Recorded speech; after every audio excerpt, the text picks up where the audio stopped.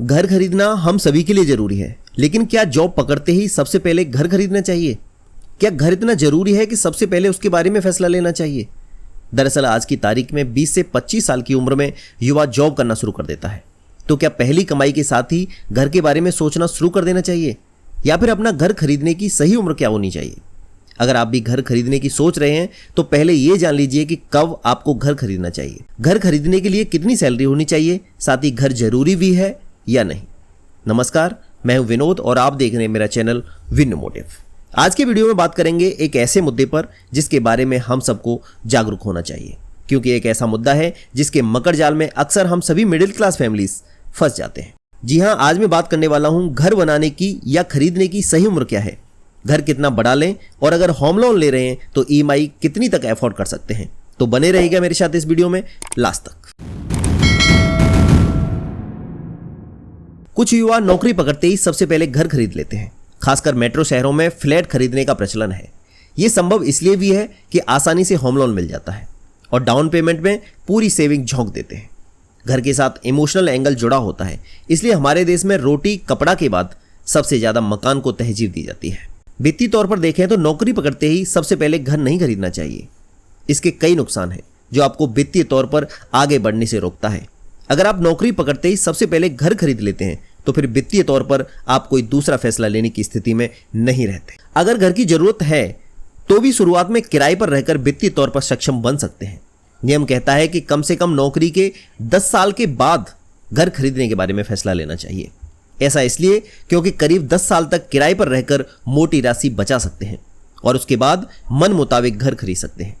साथ ही दूसरे वित्तीय फैसले भी ले सकते हैं। अगर आप 25 साल में नौकरी पकड़ लेते हैं तो फिर 35 के आसपास में घर खरीदें। वहीं अगर 20 साल में जॉब पकड़ते हैं तो 30 साल की उम्र में घर खरीदने का फैसला ले सकते हैं। उदाहरण के लिए, अगर शुरुआत में आपकी सैलरी 50,000 रुपए महीने है तो 10 साल के बाद कितनी होगी?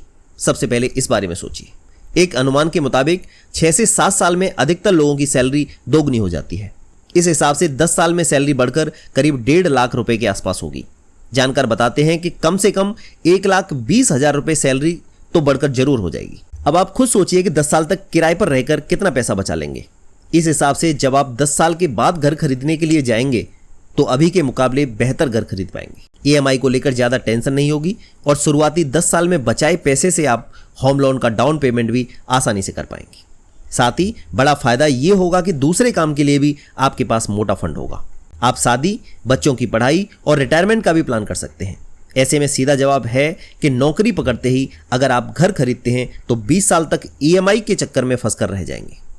आगे आप सेविंग के बारे में सोच नहीं पाएंगे, क्योंकि सैलरी आते ही ईएमआई के बाद उतने पैसे बचेंगे जिससे आप घर के खर्चे पूरे कर सकेंगे। चाह कर भी सेविंग नहीं कर पाएंगे। इसके अलावा जॉब प्रोफाइल के हिसाब से घर खरीदना चाहिए। अगर आप सबसे पहले घर ले लेते हैं तो एक तरह से आप उस शहर में बंध कर रह जाएंगे।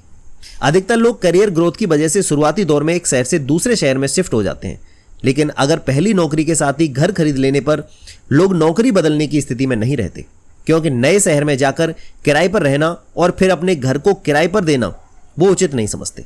अगर सिक्योर जॉब नहीं है तो फिर हड़बड़ी में घर न खरीदें। नौकरी पेशा लोगों को तब घर खरीदना चाहिए जब होम लोन की ईएमआई की राशि कमाई यानी कि सैलरी का केवल 20 से 25% हिस्सा हो। उदाहरण के तौर पर अगर आपकी मंथली सैलरी 1 लाख रुपए है तो आप 25,000 रुपए मंथली होम लोन की ईएमआई चुका सकते हैं। लेकिन अगर सैलरी 50 से 70,000 रुपए के बीच है और होम लोन लेकर घर खरीदते हैं तो वित्तीय तौर पर यह फैसला गलत माना जाएगा। आप लोन के जाल में फंस सकते हैं, क्योंकि अधिकतर लोग होम लोन कम से कम 20 साल के लिए लेते हैं। लेकिन अगर घर की कीमत 30 लाख रुपए से अधिक है फिर 50 से 70,000 की सैलरी वालों के लिए किराए पर ही रहने में फायदा है। इस दौरान हर महीने बचत पर फोकस करें और जब सैलरी 1 लाख रुपए के आसपास पहुंच जाए फिर अधिक डाउन पेमेंट कर घर खरीद सकते हैं। जितना अधिक डाउन पेमेंट करेंगे उतनी कम ईएमआई बनेगी। वित्तीय तौर पर माना जाता है कि अगर किसी की सैलरी 1 लाख रुपए है तो वो 30 से 35 लाख रुपए तक का घर खरीदने का फैसला ले सकता है। वहीं अगर सैलरी 1.5 लाख रुपए महीने है तो 50 लाख रुपए तक घर खरीदना सही रहेगा। यानी हर हाल में सैलरी का अधिकतम 25% राशि ही होम लोन की ईएमआई होनी चाहिए। अगर आज के वीडियो से मिली जानकारी आपको अच्छी लगी हो तो इस वीडियो को अपने चाहने वालों के पास जरूर शेयर करें। चैनल को सब्सक्राइब कर लें, क्योंकि ऐसी ही काम की बातें मैं आपको अक्सर बताता रहूँगा। For now, thanks for watching. Thanks a lot.